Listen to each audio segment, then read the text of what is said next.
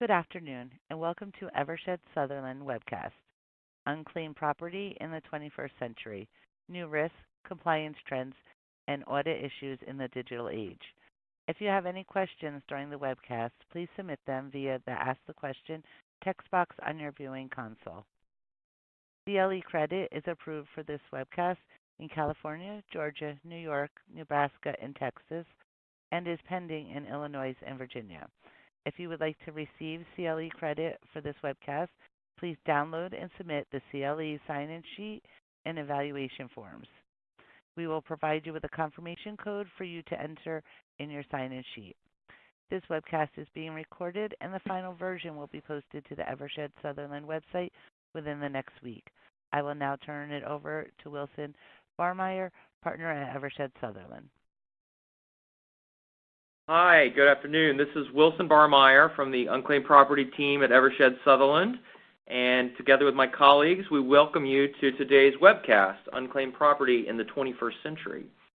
The focus of today's program will be on the intersection of new technology and old law. With new technology come new ideas, new products, and new ways of doing business, and yet laws are often designed for yesterday's world. Unclaimed property laws in particular are built for the past, sometimes the way distant past, but we are seeing changes in the law at an unprecedented rate, along with changes in technology.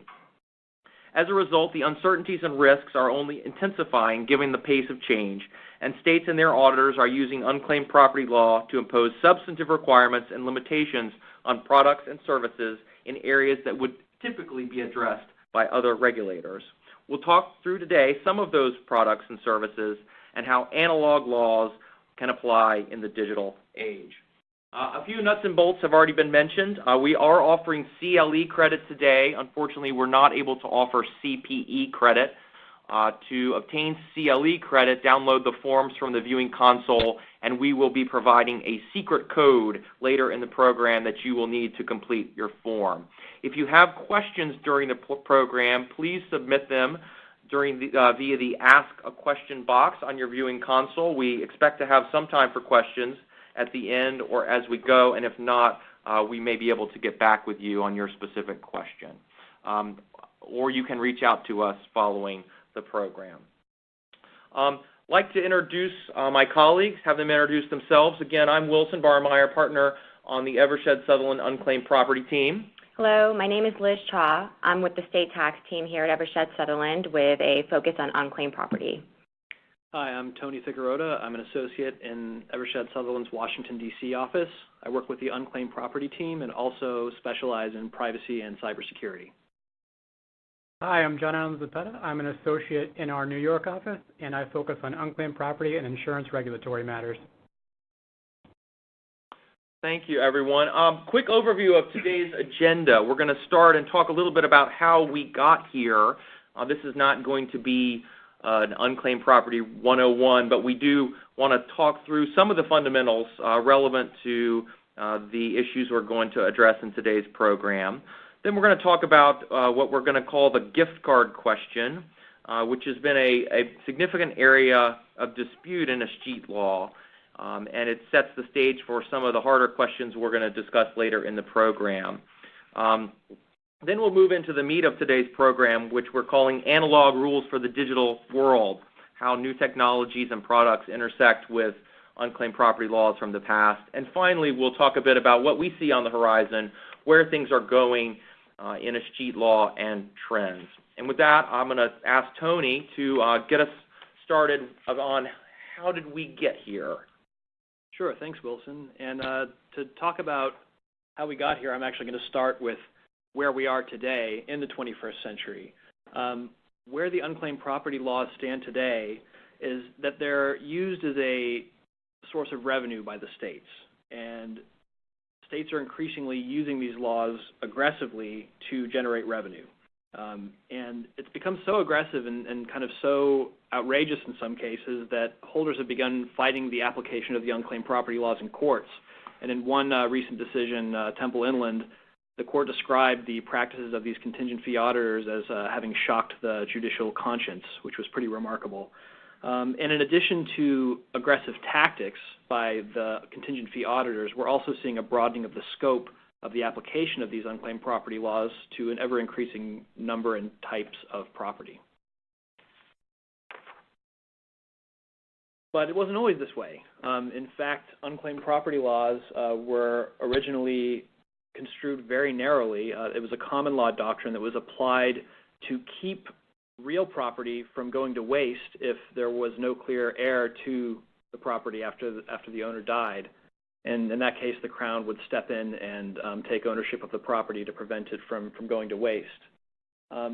Over time, those common law principles have been codified and used to apply to a pretty traditional set of property types that are both fixed and certain and due and payable. And these traditional property types are familiar. They include things like payroll checks, bank accounts, insurance proceeds, kinds of property that it's not hard to tell when they're owed, and it's not hard to tell what is owed. So that's kind of where unclaimed property laws have come from and kind of how that's been changing today. Thank you, Tony. And one thing that is consistent among the sort of most traditional property types is that they all fit squarely within the derivative rights doctrine, which is really the fundamental concept that underlies modern unclaimed property law, although it is disputed, as we're going to talk about in today's program. The derivative rights theory is that the state is essentially stepping into the shoes of the owner as a custodian of the unclaimed property right. And what follows from that is the state's right, in theory, would be no greater than the rights of the owner. The state is asserting the rights of the owner to take custody of the owner's property and in the United States hold that property for the benefit of the owner and if and until the owner were to come forward and claim it. In the recent debates to create a new uniform law for unclaimed property which culminated in 2016, there was a good deal of discussion about whether this principle ought to be codified within the model unclaimed property law. And holders pushed for that and said, well, this is really the bedrock of unclaimed property theory. Of course, it should be part of the model law. And yet the states rejected that and advocated that the derivative rights doctrine should not be part of the model unclaimed property law. And essentially what that does is it takes away the guiding principle of Escheat and allows the Escheat law to sort of push beyond its traditional scope. Because if the state can take more than the owner can take, then it starts to impose substantive impacts on contracts. The state asserting greater rights than the owner starts to change the nature of the contract that the holder would have with the owner and allow the state to say, well, we're entitled to more than the owner is entitled to. And that, as we're going to talk about in today's program, can have a pretty significant impact on how products are created, what the terms and conditions should be around various lines of business, and how those are viewed in a contentious audit when the auditor is to come in and say, oh, we think you ought to be remitting these items to the state. There are two ways that the states have asserted rights greater than the owner that relate really to time. One on the front end and another on the back end. These are sort of two sides of the same coin. On one side, the states have asserted the right to jump through certain conditions precedent to receiving property. And the most notable answer on that is in the context of the life insurance industry, where traditionally the insurance industry would require a beneficiary to prove the right to insurance proceeds by proffering proof of death to the insurance company, thereby establishing the right to the benefits. And in a series of unclaimed property audits, the state said, no, we don't need to apply with that condition for precedent. If we can establish simply that through data matching that the insurer has died, then that immediately entitles us as the state to take to take custody of the property, and that was disputed for quite some time and is still being disputed in several cases. On the flip side, the states also, by statute, assert the right to disregard expiration periods by either contract or statute of limitations. These portions of the state laws, and virtually all states have such a provision, would say that a period of time that limits the owner's right to recover the property does not apply against the state. So if the owner's statute of limitations has expired to sue for contract, the state would assert the right to step over that. But then perhaps more troublesome, if the owner and the holder have entered into a contract that imposes some time limitations on the owner's right to use and enjoy the property, then the state may also, in some instances, assert the right to step over that type of a time limitation. So you see how these are both states taking positions to allow themselves to accelerate their right to property that the owner may not yet be entitled to, or to push beyond limitations where the owner is no longer entitled to the property.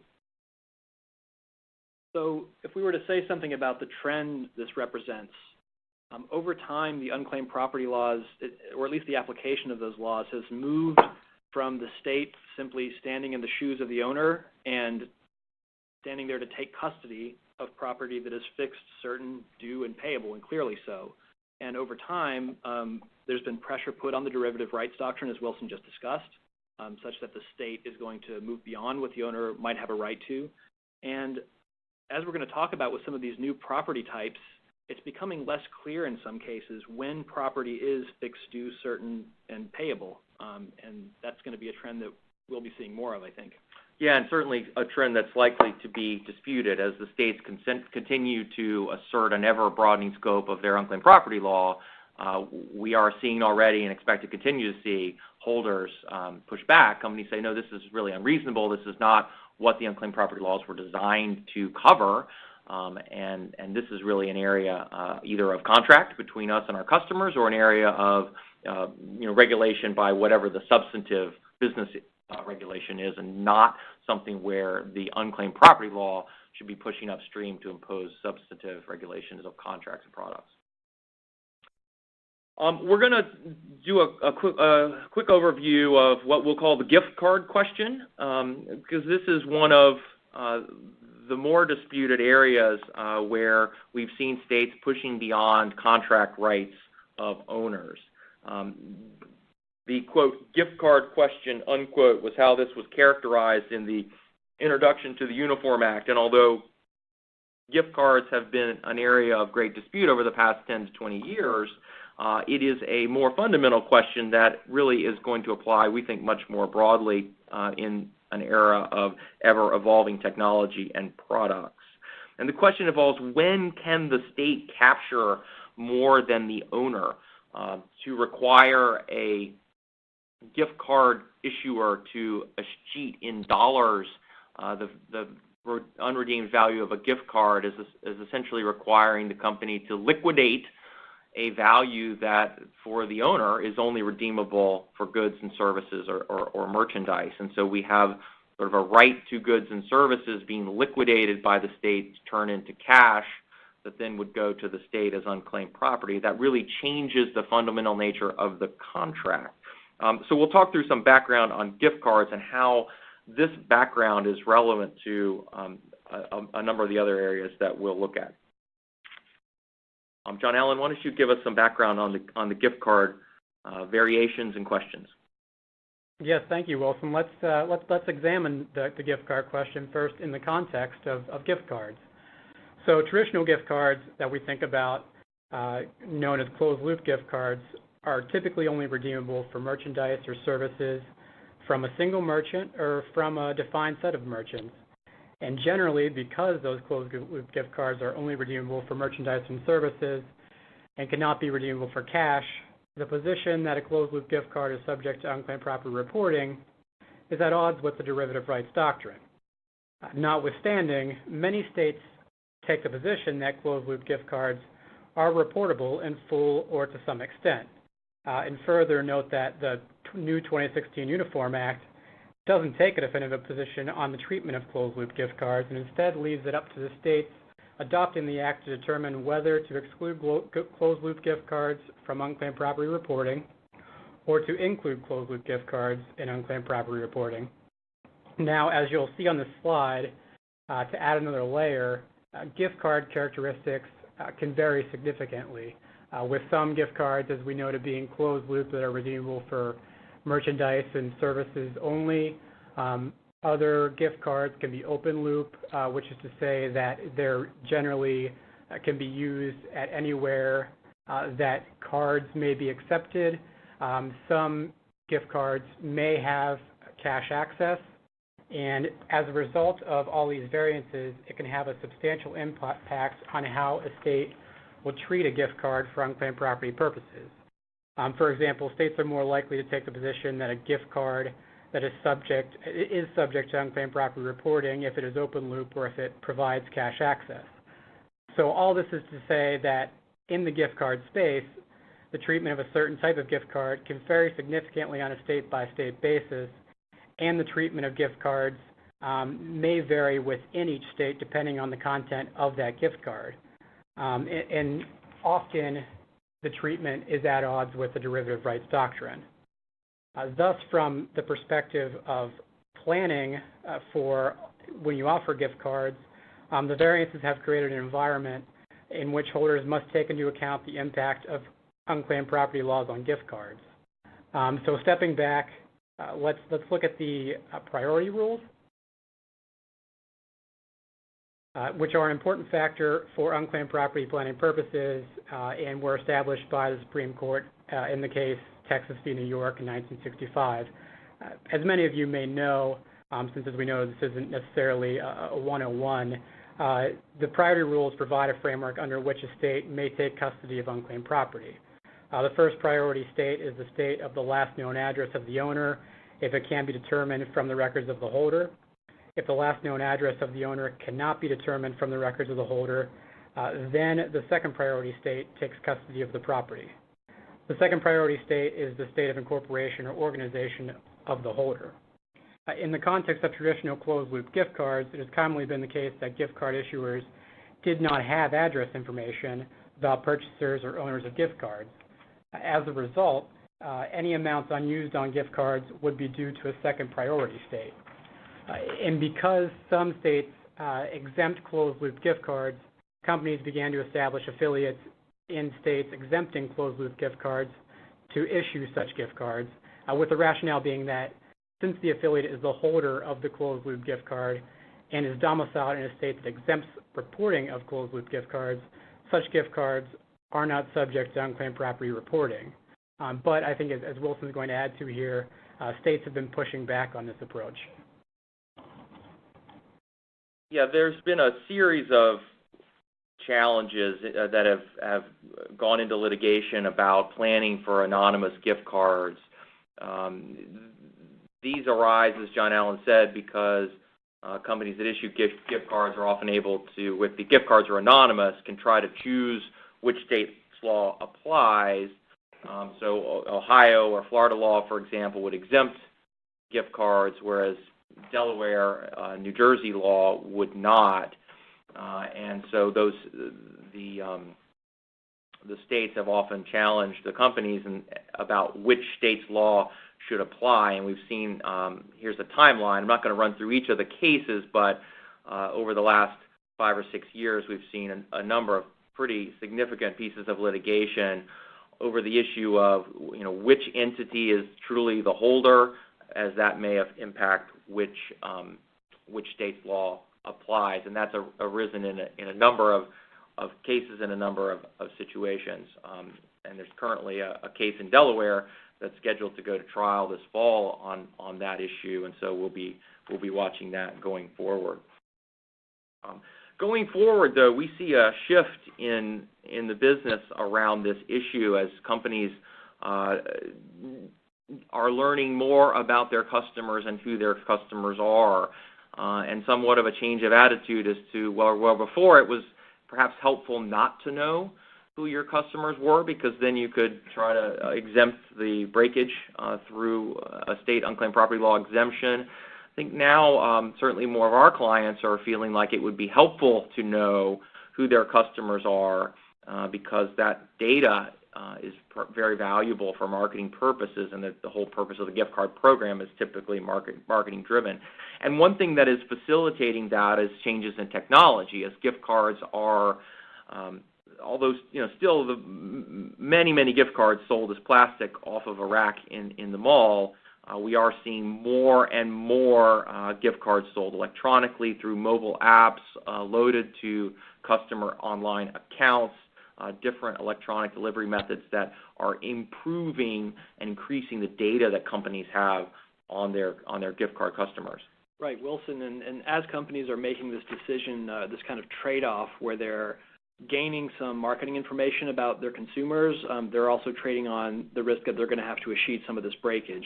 But what comes along with that as well is cybersecurity and privacy risks.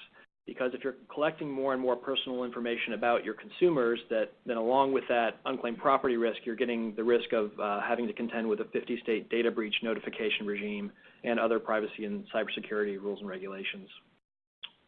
John Allen's going to talk a little bit about sort of the state-by-state variances that we see. Yeah, thank you, Wilson. And so as a result of the litigation that Wilson just discussed and the changing perspectives related to knowing customers, for many companies, gift cards are becoming a 50-state unclaimed property compliance issue. And the map that you see here is for traditional closed-loop gift cards, and it just shows the large variance that is between all the states, where some states specifically don't exempt closed-loop gift cards. Some states specifically do exempt, and then a lot of states in the middle exempt gift cards, but with some conditions to exempting the gift cards. And from a broader perspective, as we move into thinking about unclaimed property in the digital world, keep in mind many of these issues that have emerged in the gift card context, such as states' opposition to the derivative rights doctrine, pushback from the states on creating affiliates for issuing certain products, and the expansion of the scope of products that are subject to unclaimed property reporting really could extend into a number of other digital products. And so with that, I think let's turn to how these rules that we've just discussed in the gift card context can extend into the digital world. Thank you, John Allen. Yeah, certainly how they extend in the digital world, and then thinking about that broad state-by-state variation. If some of these items we're going to talk about in this section are treated like gift cards, there's a question of we're going to talk about different forms of stored value or prepaid accounts, points and tokens. We're going to talk about loyalty and award and promotional programs, cryptocurrency. These items are all changing rapidly in the area of technology. For policy reasons, they may, in some cases, be treated similarly to gift cards. They may be treated differently.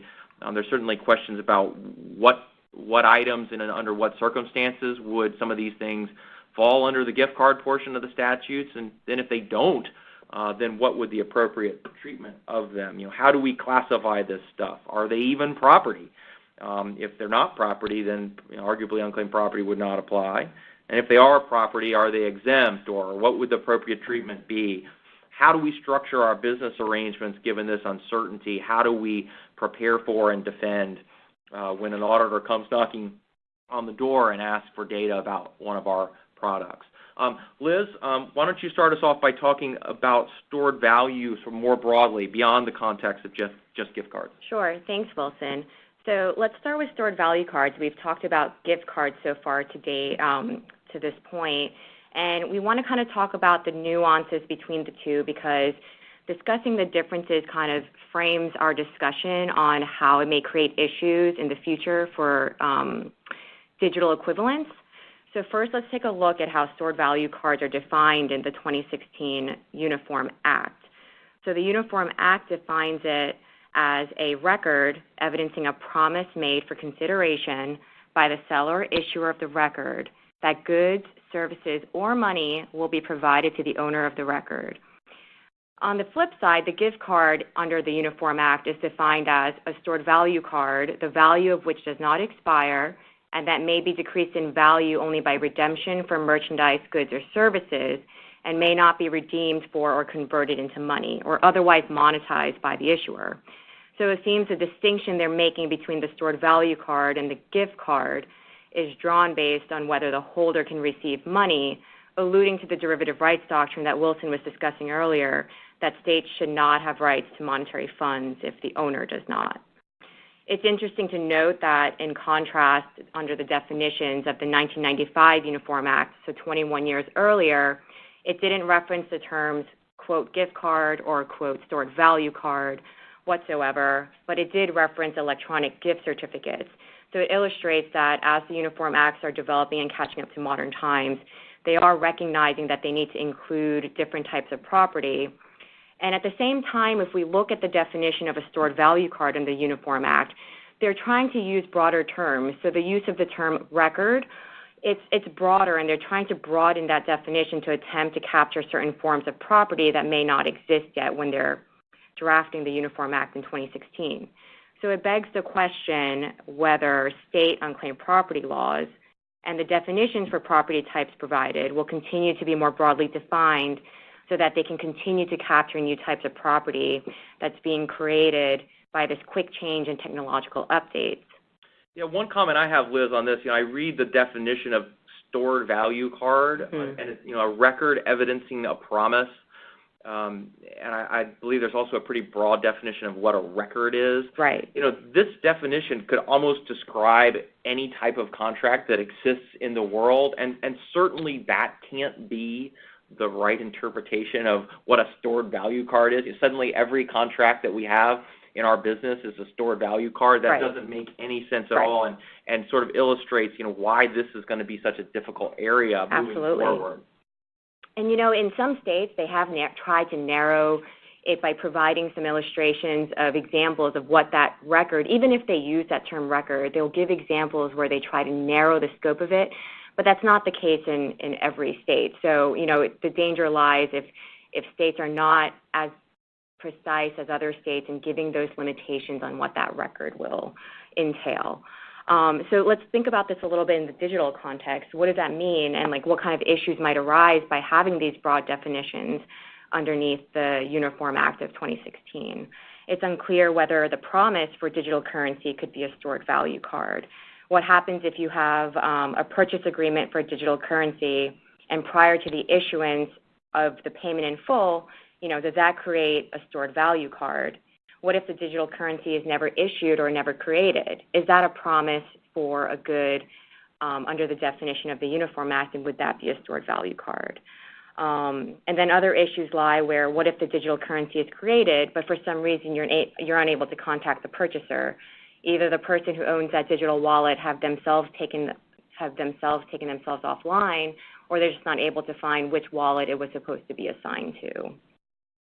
And then there's further confusion being caused by states because of the overlapping definitions of the two terms, gift card and stored value card. And we saw an example of that late last year when Illinois came out with the first iteration of their new Unclaimed Property Act, effective January 1 of this year.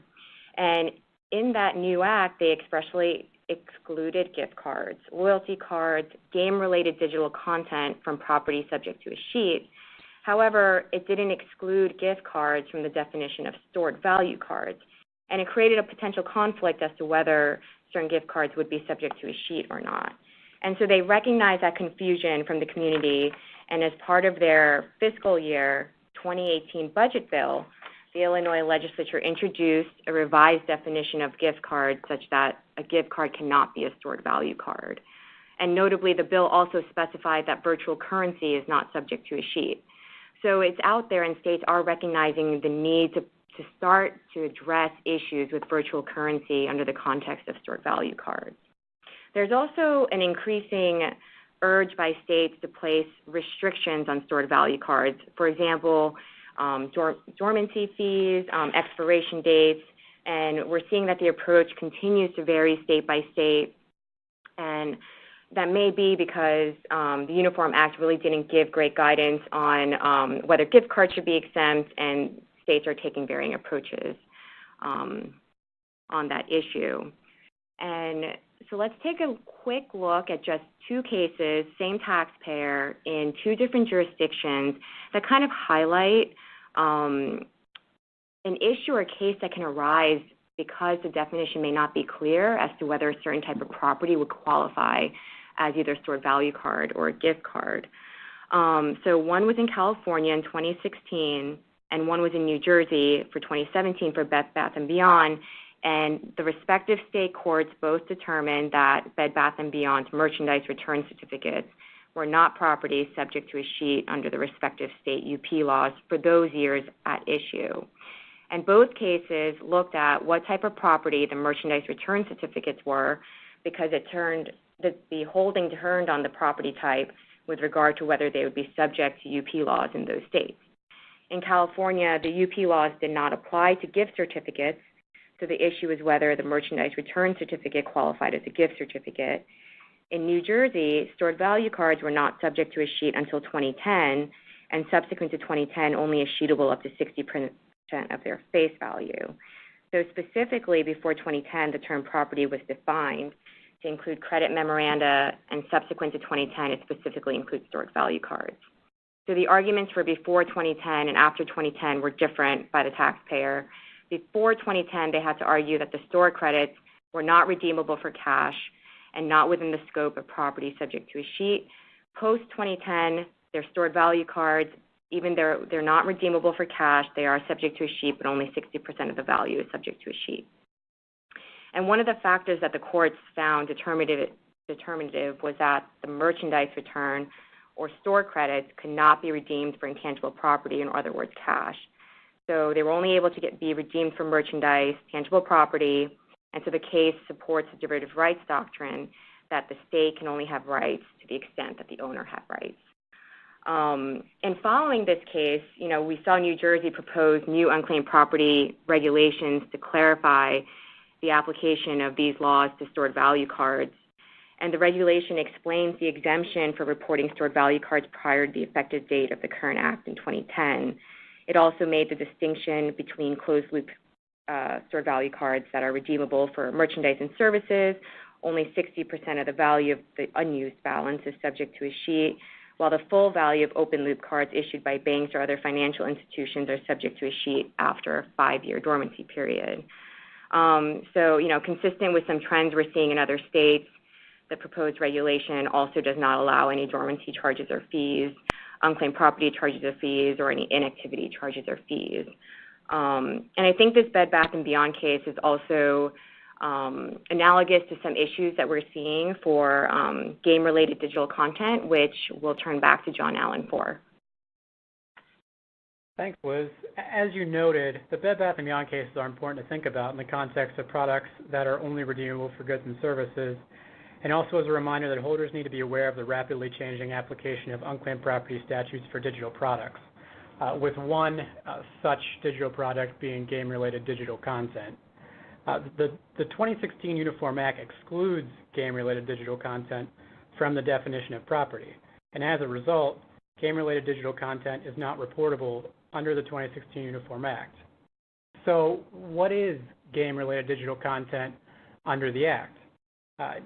It is defined under the Act as digital content that exists only in an electronic game or an electronic game platform, and includes gameplay currency, such as a virtual wallet or a similar format of a virtual wallet, even if such gameplay currency is denominated in U.S. dollars.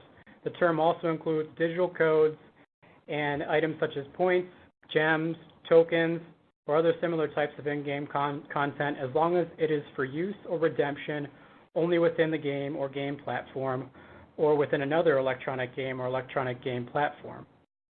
But note that the term does not include items that can be redeemed for use outside a game or platform for money, or goods or services that have more than minimal value. Yet if the Uniform Act excludes game-related digital content expressly, let's think about what happens if an act does not expressly exclude game-related digital content. And to walk through that on the next slide,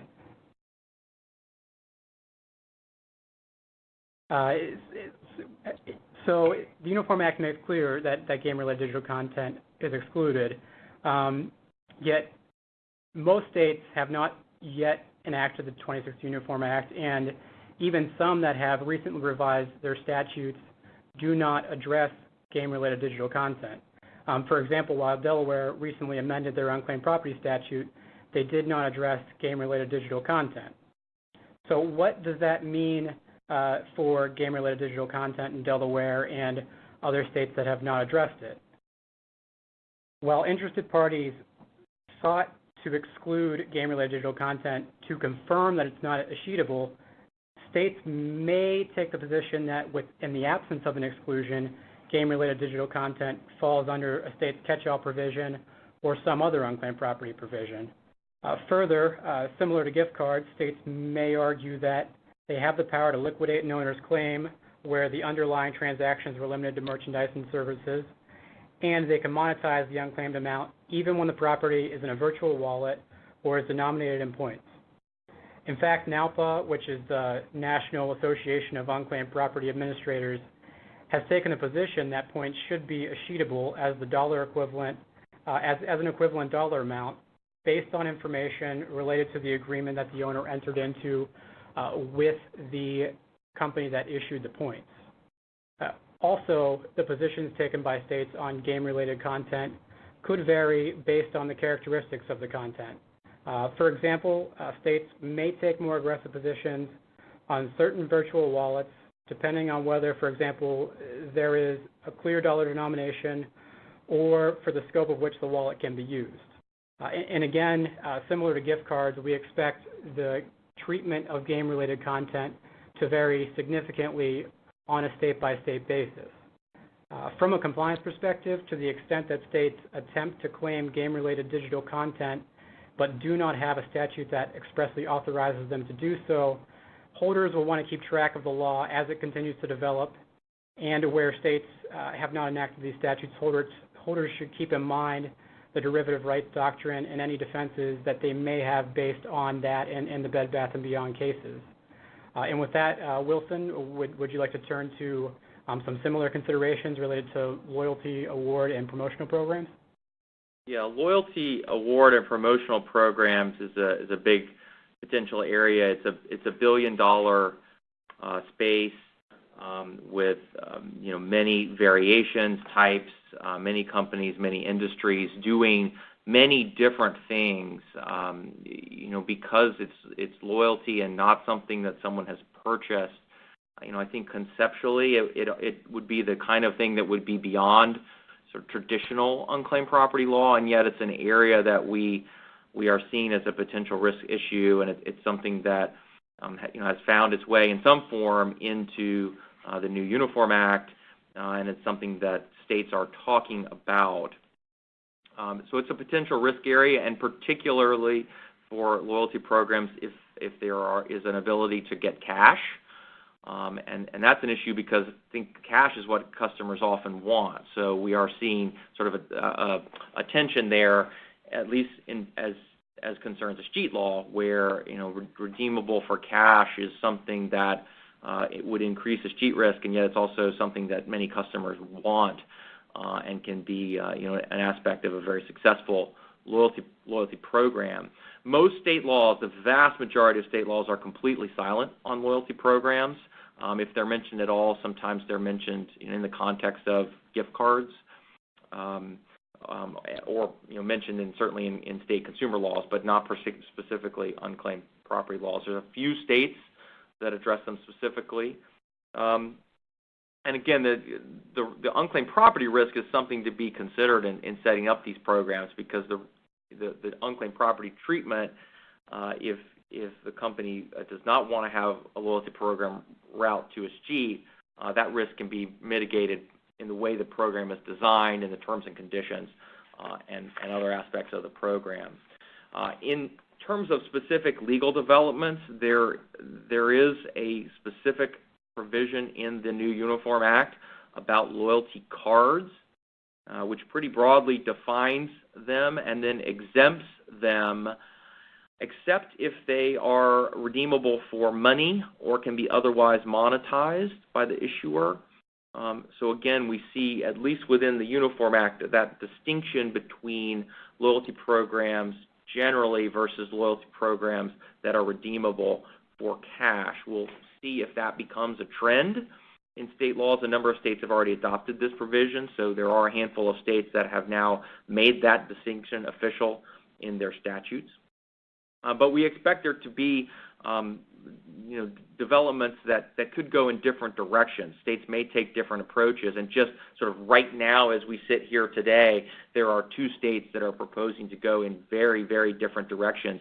There's proposed legislation in Ohio that's passed one chamber of the legislature, which would create a very broad exemption for loyalty programs and loyalty cards, while at the same time there are proposed regulations pending in New Jersey that would assert a very broad Escheat Escheat position in New Jersey, arguably one that's inconsistent with their statute, but that's another question.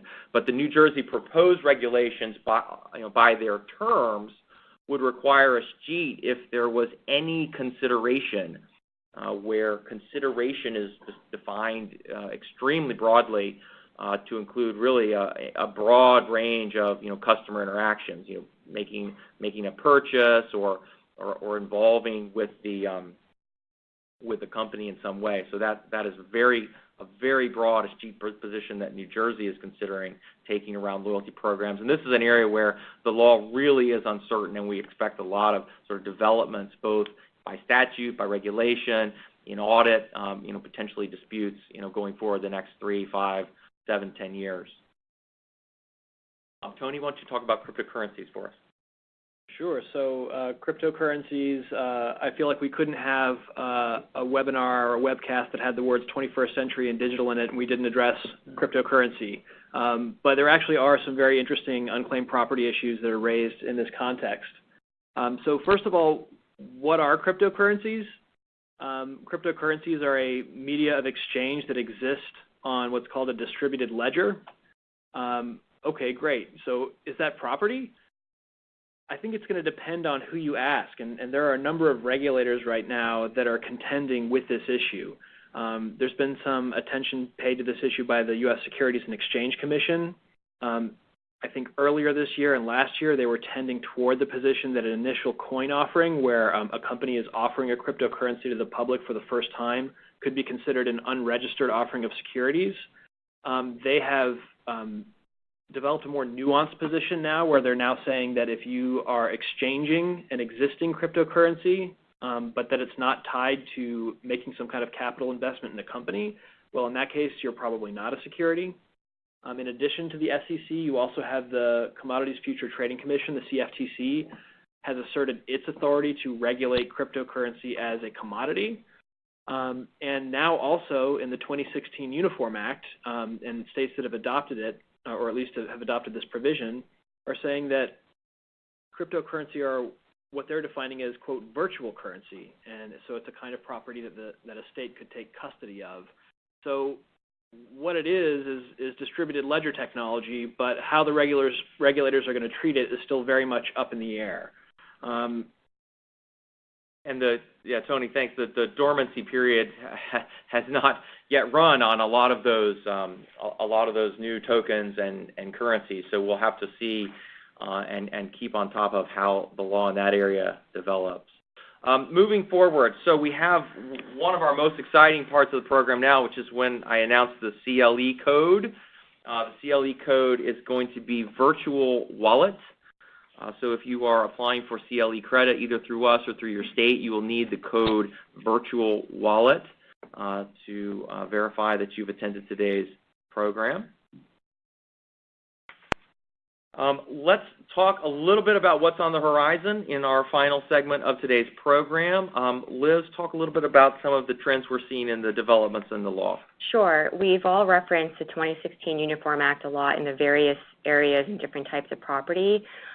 Still yet to be determined which states will enact the 2016 Uniform Act in part or in whole.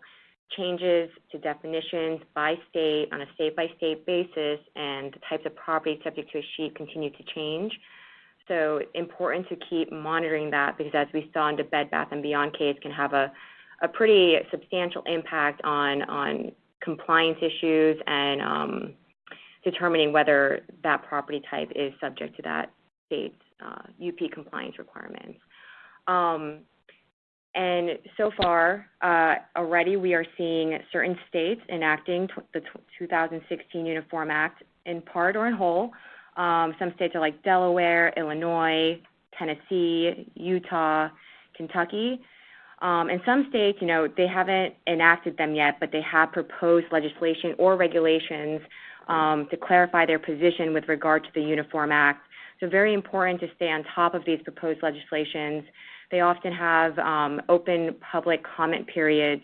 So if there's an issue or problem you want to raise to a legislator that they may not be aware of, an impact of that regulation to holders in that state, that's the opportunity to submit a comment during that period.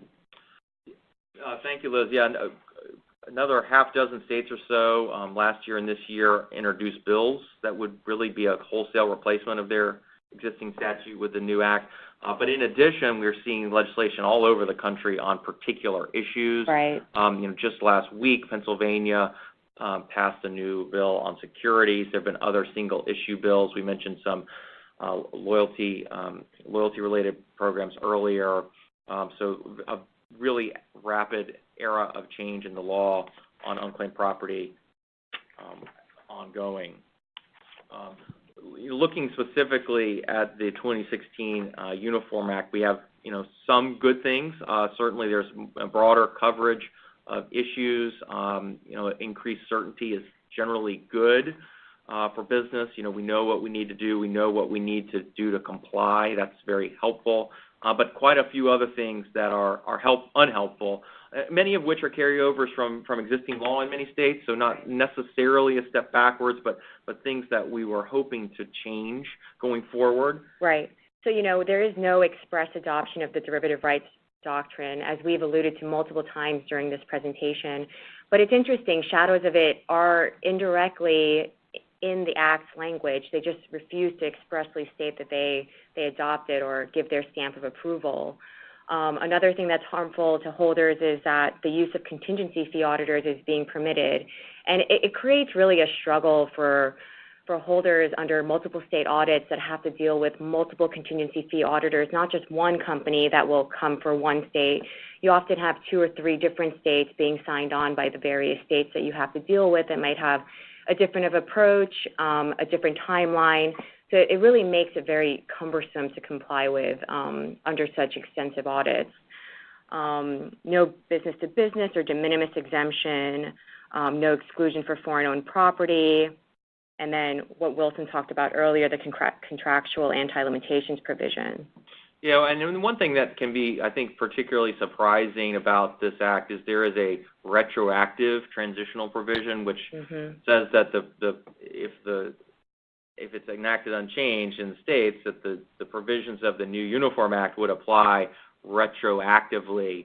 And in the context of all the issues we've discussed today, that can be a pretty unfortunate provision, because it's one thing to say, okay, we're going to enact this new law and everyone's got to comply going forward. But in these areas where we've got, considerable uncertainty in the past, and then even the new law is somewhat uncertain, but perhaps at least we might have more to go on as we're analyzing, how it should be treated. And yet, is that the kind of thing where, if we reach a good faith conclusion that we do need to escheat, that's got to apply retroactively? That seems like a pretty hard jump. Or certainly if under the new law we take a good faith position that something doesn't need to be escheated, and then later on the auditor comes in and tells us that we were wrong, and we end up agreeing with that, well, then does that need to apply retroactively too? It just seems not to recognize the areas of uncertainty under these statutes and how really we need to be adjusting laws on a forward-looking basis and not a retroactive basis. A final touch on a few trends. We are, continuing to see very active audit area. All of these areas we've discussed today are the types of things that some auditors are starting to ask about, starting to push on with different amounts of vigor, depending on the auditor, depending on the states that they are representing, and certainly depending on what the particular item is. But we are seeing questions in these areas, and then auditors continuing to use the taxes that they've used before. We're seeing certainly in the era of big data, these audits are very data intensive, can be enterprise wide and require a lot of data work. In the areas we've talked about today, these are the areas where we need to be thinking ahead, as we are designing these products. Is this a product that routes to Escheat or not? And if it's not a product where it routes to Escheat, and that's not part of the way we're setting up this business, then make sure that's economically viable. Make sure that we understand if there is risk in that area. Understand what the impact of that would be, and sort of consider Escheat as part of the way we're thinking about developing our new products and services. Making sure that we have no surprises on the back end. We have a few questions. We have time for a few questions. I'll announce again the CLE code is virtual wallet. And so let's turn to just a few questions to round out today's program. First question. Talked about this a little bit now. What trends are you seeing in this area? In particular, are auditors asking about loyalty programs in audits? I can handle that question.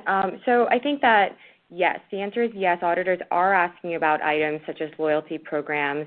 As Wilson mentioned earlier, a lot of states don't have any specific guidance on it, so that leaves it open as being kind of a gray issue, and that's where auditors are constantly kind of poking around.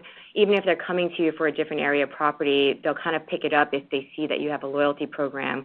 They'll want to review it. And we've also seen, interestingly, that if they see that under your loyalty program, you're making exceptions to customers for giving them kind of cash compensation for one-off complaints, that can really kind of change the characterization of that program in the eyes of the auditor and kind of, change their reaction, their position with regard to that loyalty program from the beginning of the audit to kind of a later stage in the audit. So something to be kind of wary about is being consistent in the way your company is carrying out its terms and conditions under the loyalty programs. Thank you, Liz. Looking for another question. Who is the holder for virtual currency? Tony, why don't you take that one? Sure, Wilson. So that's a tricky question, and there's probably a couple of ways to approach it. I'll try to give one answer to it. So when you're dealing with a distributed ledger where the entire ledger exists at every node in the network, it kind of exists everywhere at once. And so the question is, who owns it, right? And the answer to that is really going to bottom out, I think, at who has the power to transfer it. And that has to do with who has the private encryption key that allows you to move cryptocurrency from one point to another. And we know that some exchanges and wallets have run into problems where they have customers that are storing cryptocurrency with them but are keeping their private key offline, say in a paper format. And so when they want to be able to transfer it, so if you have an account holder who has died or is otherwise lost, they actually don't have the ability to transfer that cryptocurrency anywhere. So that raises some interesting Escheat issues. I'm not sure if there's another way to approach that question, but that's what comes to mind for me. Well, certainly the question of who is the holder is one that we see in a lot of different contexts. The holder being the custodian for purposes of unclaimed property law, or the one that has the obligation to the owner, and therefore the obligation to Escheat. And that issue of who is the holder is in the securities context. We mentioned the gift card context earlier, multi-party payment arrangements, third-party administrators. And it seems, Tony, like that's an issue that may arise in the cryptocurrency case as well. I mean, sort of the perfect illustration of sort of old law, things we've dealt with before in other contexts, and now how are we going to deal with this under a new technology? So one more point to add there then. We've heard of, and it's probably not very common, but we've heard of some companies that want to be able to compensate employees or contractors with cryptocurrency, and that's a case where if the payee doesn't accept it, the employer or the person offering the contract may still have that property on their books. And in that case, it's going to be a good question, even under the 2016 Act, even though they have a provision for virtual currency, if it's being used in the employer-employee context, the dormancy period might be much shorter if it's considered for payment to an payroll. employee, for payroll. That's a good point. Mm-hmm. So almost the question of, well, who is the owner? Right. Right. Who is the holder and who is the owner? I think that's probably a good place to start. We've kind of reached a place where we hit on a point that sums up the problem of old law situations we've seen before and trying to apply those traditional concepts to the new age. We've got a number of other questions that have come in during the program. We'll try to follow up with folks individually. There are a number of questions on things that we really didn't cover today, but those are things that we're happy to talk with you offline. We do want to thank everyone for joining us today. We hope you'll join us for future Eversheds Sutherland webcasts, whether on unclaimed property or other issues. We will likely have another unclaimed property webcast this fall, not on any particular industry, but typically we do a fall webinar on sort of broader trends that are impacting companies across multiple industries. As a reminder, for CLE credit, download the CLE sign-in sheet on your viewing console and follow the instructions for submission. If you have any questions for us or you'd like a copy of the slides, please email any one of us. We'd be happy to get back with you. We appreciate you joining us today. We hope you found the program enjoyable and informative, and we look forward to speaking with you soon. Thank you.